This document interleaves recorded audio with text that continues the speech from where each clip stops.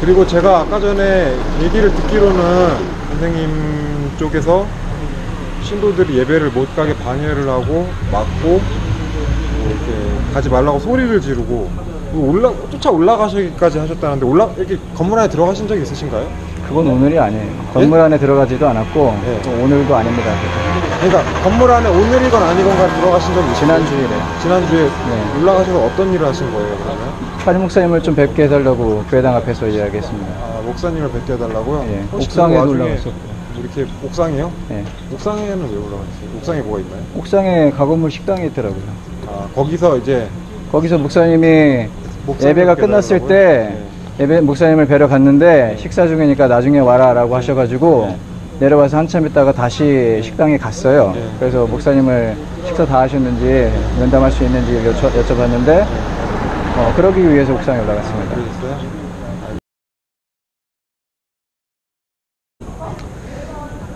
저는 한 가지만 설명해 주시면 더 이상 여기에 와서 이렇게 소란을 안 부릴 텐데요. 세습이 왜 오른지에 대해서만 좀 설명해 주세요. 제 동생이 25년 동안 지난주에 말씀드렸잖아요. 교인들은요, 세습에 대한 그런 것도 몰라요.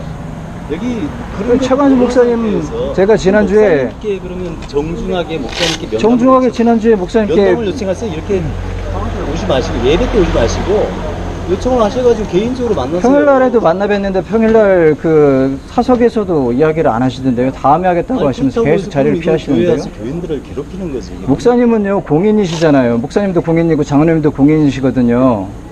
자기가 한 일에 대해서 외부 활동으로 자기가 한 일에 대해서 해명해야 되는 책임이 있지 않습니까? 그건 목사님의 의견. 그래서 목사님께 지금 질문을 하러 온 거예요.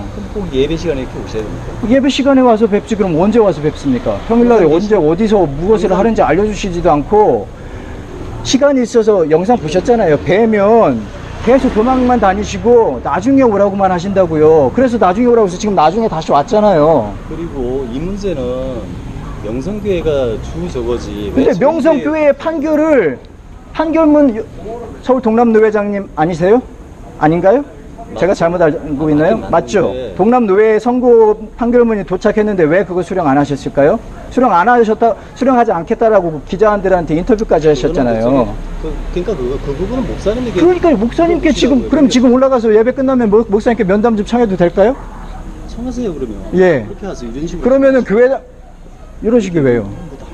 아니 그러니까 선생님 하신 말씀 말하는 것처럼 뭐 한번 찾아뵈러 오는 거는 뭐 예. 그거는 문제가 제가 지난주에 가가지고 막 소란을 부렸나요? 처음부터? 아니 그 소란을 제가 처음부터 막 가가지고 문을 걷어차고 뒤집어 엎으면서 아니 그러니까 뭐 불법 건물이 하면서 침구한다고 뭐 그렇게 사진 찍고 안 그랬습니까? 순서대로 이야기해보세요. 순서대로 이야기해보세요. 순서대로 그때부터 저를 순서대로 이야기를 하세요. 순서대로 소리 낮추세요. 두 분 다 저희가 예배 끝나고 제가 12시 반에 올라가서 지난번에 그 말렸던 그 남자분을 뵀어요. 그리고 또 부목사님이라는 분도 만나 뵀어요. 그분이 목사님 식사 중이니까 그 자리에 안 계셨나요? 그 자리에 다른 분 한 분 계셨는데 그분이 식사 중이시니까 나중에 와서 식사 끝나면 와서 만나라라고 해서 나중에 내려왔다가 한참 있다가 다시 올라갔어요. 보니까 식당이 옥상에서 옥상으로 갔습니다. 근데 거기서부터 거기 여자분 그 권사님들께서 저한테 비난하시고 힐난하셨기 때문에 선생님이 원하시는 게 뭡니까? 얘기를 한번 얘기 한번 나누고 왜 이런 일을 하시는지를 설명만 들으면 되잖아요. 설명하면 끝나시고요. 예. 그러면 선생님은 갈 때 올라갈 때 뭐 약속 이렇게 잡아지면은 뭐 굳이 뭐 이렇게 카메라부터 이렇게 하는 것보다 평범하게 찾아온 사람 제가 목사님 면담 주선해 드릴 테니까 선생님만 오시고 이따가 예배 끝나고 그 말씀 듣고 끝나는 걸 하세요. 목사님의 뜻이 어떤 건지 그것만 들으세요. 목사님 설득하거나 뭐 그러시려고 하시죠. 아니 그건 왜냐면 얘기를 나누고 싶은 거잖아요. 사람은 누구는 자기 생각이 있고 주장이 있는 거예요. 그걸 바꾸려 하면 힘든 거예요. 제가 선생님 생각을 바꾸려고 하면 되겠습니까? 근데 우리가 지금 교회라고 말하고 예수신앙이라고 말하면서 지금 근데 선생님도 이게 올바른 행동은 아니잖아요. 예수님 앞에서 한번 떳떳하게 이게 올바르다고 저는 올바르다고 생각합니다. 저희도 올바르다고 생각합니다. 그러니까 서로 입장차예요. 입장차를 좁히려면 대화가 그러면 교회라고 말하면 안 되죠. 무조건 교회 와서 목사님 생각 바꾸십시오. 그럼 목사님 생각 안 바꾸면 계속 이렇게 하실 겁니까? 예. 그러니까 대화가 안 되는 거예요. 그러니까 목사님 피하는 거죠. 목사님 생각이 있는데 그걸 어떻게 바꿉니까? 그게 사람들한테 이야기할 때는 그러면 지금 예를 들어서 김정은이의 생각을 바꿀 수 있습니까? 없으시잖아요.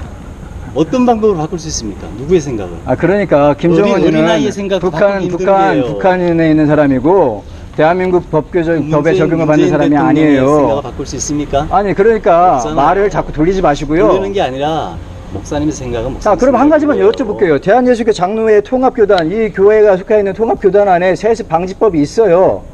세습 방지법이 있어서 세습한 사람들이 안 된다고 선고했는데 그거 왜 안 받으시냐고요. 이건 상식이잖아요. 법이 있고 절차가 있고 질서가 있는 건데 해석의 차이예요.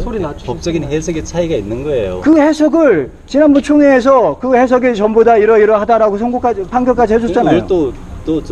그것도 거부하겠다라고요? 그러니까 그걸 옹호하는 사람도 있고 반대하는 사람도 있잖아요. 나는 찬성과 반대하는 입장은 아니에요. 저는 중립적인 입장이지만. 아니, 그럼 도대체 이 사람들한테 그럼 뭐라고 이야기하면서 예수 믿으라고 갈 겁니까?